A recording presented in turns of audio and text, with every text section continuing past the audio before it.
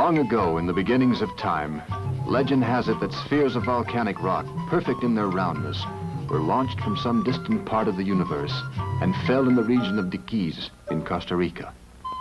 The spheres vary in size. Some are more than 6 feet in diameter and weigh as much as 15 tons. Others are no larger than an old-fashioned cannonball. Whether there is any truth to the legend, or whether the spheres are the works of the early inhabitants of Central America, whether they were seasonal offerings, road markers, or weapons, the maker, whoever he may have been, must have possessed precision tools of great refinement to achieve curvature of such perfection. One thing is beyond question. Costa Rica is a land rich in the art of America's remote past.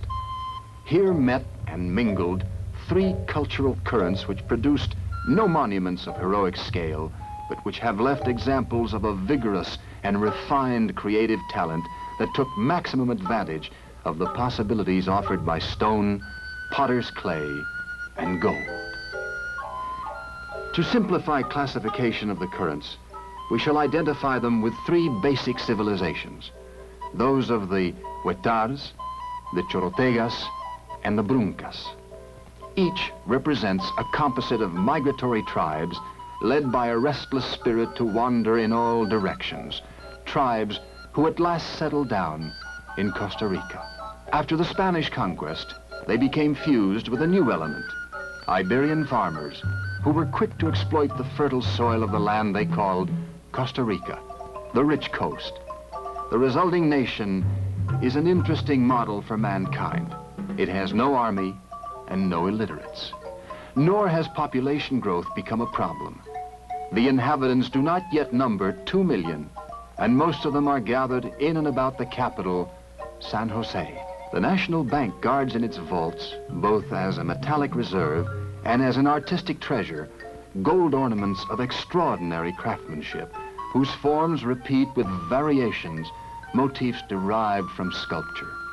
It is the National Museum, however, which is the great repository of the pre-Columbian art of Costa Rica. It occupies a roomy colonial mansion which once served as a police barracks. Today, it houses a collection of incomparable value.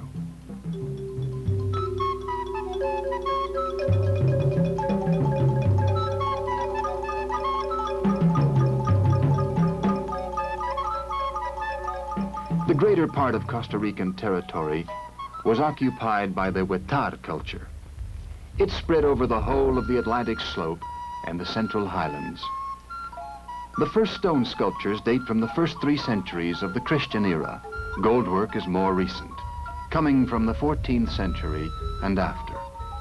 The most complex and mature examples of Huetar art are grinding stones fashioned like altars. They are perhaps the most intricate carvings produced by any American culture. The stone is hollowed out with a delicacy which takes away all feeling of heaviness, producing a filigree effect.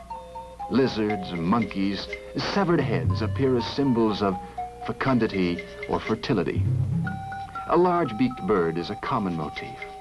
Its symbolic value varies from place to place in Central America and the Caribbean area in general.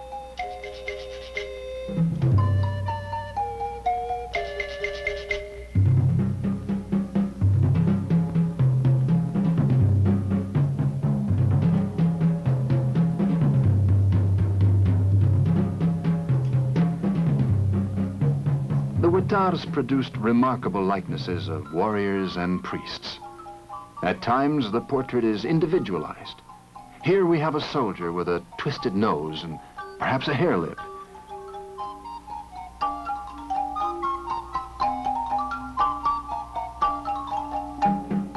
The hand holding the head of a victim resembles, in its outline and its low relief, the carvings on Easter Island.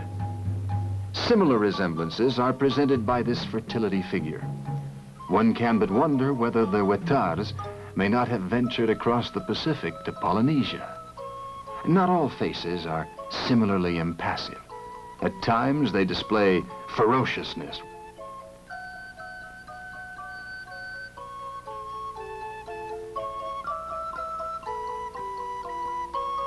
As an example of fantasy, we have this imaginative composition of a woman supporting a yoke with two heads, a man's and a serpent's.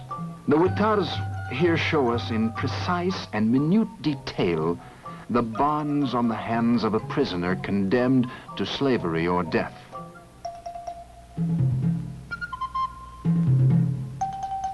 This vessel is composed of two animals, one on top of the other, facing in opposite directions. Two cat-like animals support this stone vessel with a turtle's head.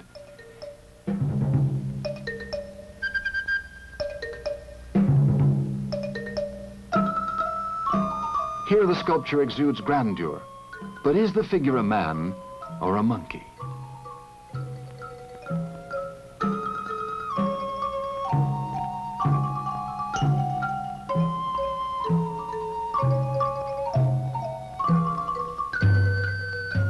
Figures of Huetard warriors abound. Some protect themselves with shields. Others are frequently tattooed on their shoulders and arms.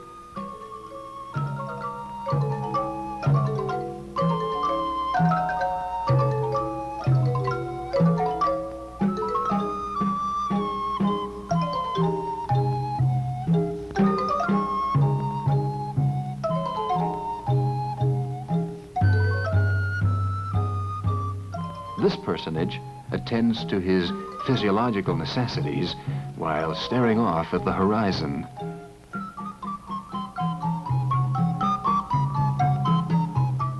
While sculpture in volcanic rock is the characteristic feature of Huetard culture, ceramic art also offers magnificent examples of masterly modeling, at times with incisions, as in the case of this man.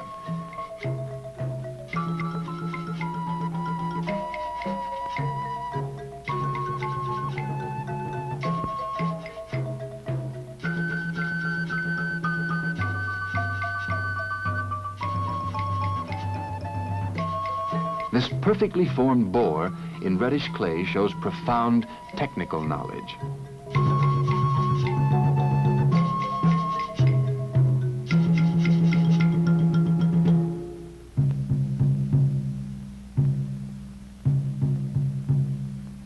The funeral rite of the Chorotegas was simple. The dead were buried with a variety of objects which today appear along with fragments of their bones. Most frequently found in tombs are examples of earthenware nearly always complete. Vessels display in relief animal heads with gaping jaws.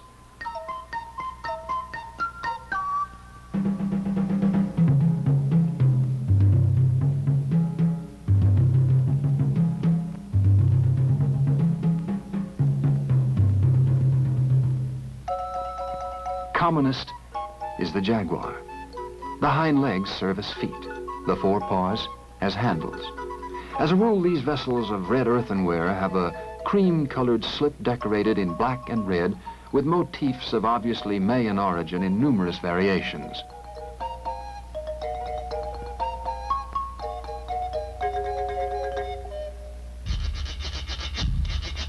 The surface is all but perfect in modeling. At times, as in this case, it is adorned with lizards or animals in relief.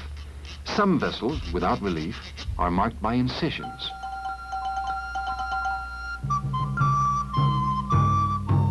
The spherical form may at times be elongated into a tube, as in this handsome example.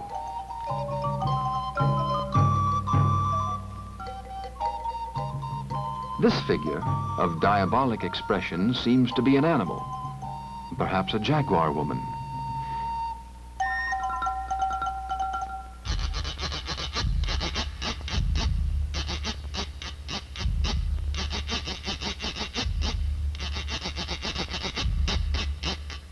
The basic food of the peoples who migrated from the north was corn. For the grinding of the corn, they used admirably carved stones known as metates, having 3 legs and no rims.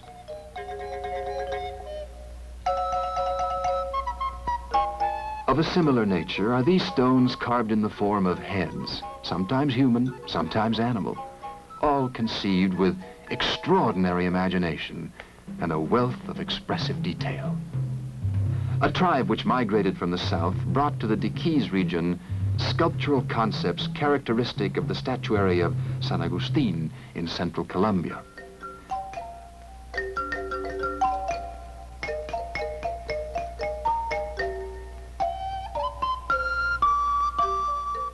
The folded hands of this idol derive from that tradition, which goes back more than 2,000 years.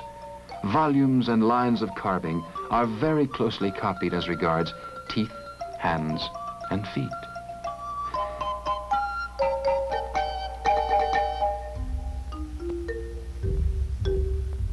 The sculpture of the men of Diquís, predominantly Brunca in culture, is solid and bulky, especially in the representation of animals. This jaguar is a Brunca masterpiece, massive, unhollowed. In its workmanship, it echoes the material of which it is made. The concept is proof of its antiquity. The carving is polished, smooth, refined. This other figure has been incised to indicate teeth and limbs.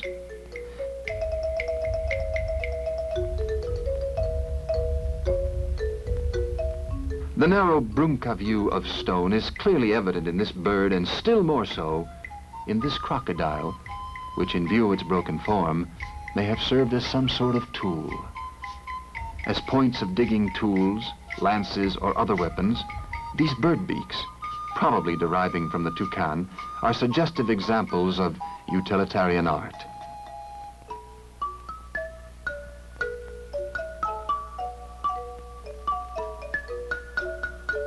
The same can be said of this little instrument for grinding grain, shaped like a hand, with representations of animals. The best J-dot carvings of Costa Rica come from the Brunca region. There can be no doubt that the ancient Olmecs of southern Mexico reached Costa Rica more than 20 centuries ago in search of minerals suitable for carving. Very possibly they passed on knowledge of their techniques and their cutting, perforating, and polishing instruments to tribes who brought their own sculptural tradition from the south, from what today is Colombia.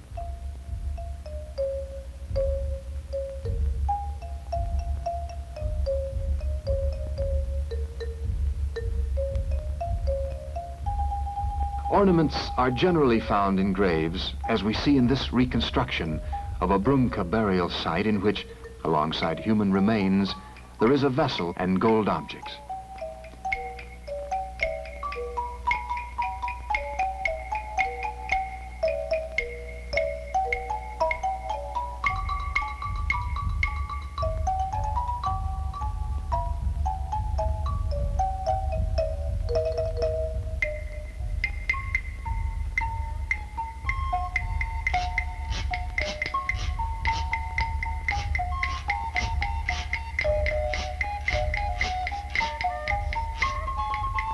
Animals provided the favorite subject matter. Hollow birds, bats, double-jawed monsters, and scorpions of elegant design were produced by the lost wax method.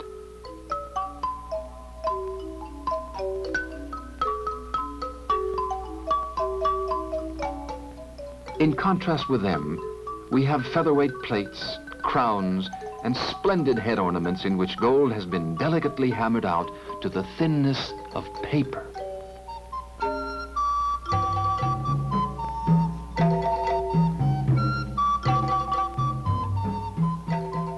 Both techniques were obviously practiced side by side and resulted in ornaments of exquisite beauty, such as these lizards, these extraordinary nose pendants.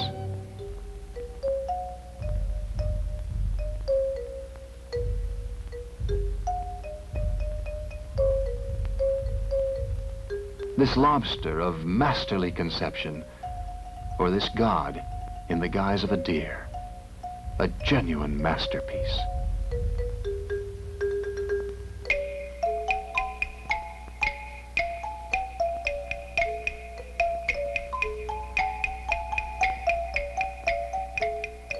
This frog-footed musician playing a flute and a drum at the same time is a helmet crest of doubtful symbolism.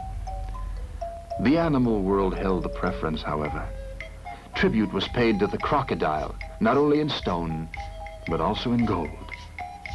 These butterflies surprise us by the delicate execution of their antennas. This king is strongly reminiscent of Chibcha designs in Colombia. Here we have a deer god of daring design. It would be impossible to calculate the worth of this treasure, zealously guarded for both its material and its artistic value. When one considers the high level of civilization and artistic perfection attained by ancient Central American man, it is small wonder that legend should have it that spheres of volcanic rock were launched to Costa Rica from a distant part of the universe long ago, in the beginnings of time.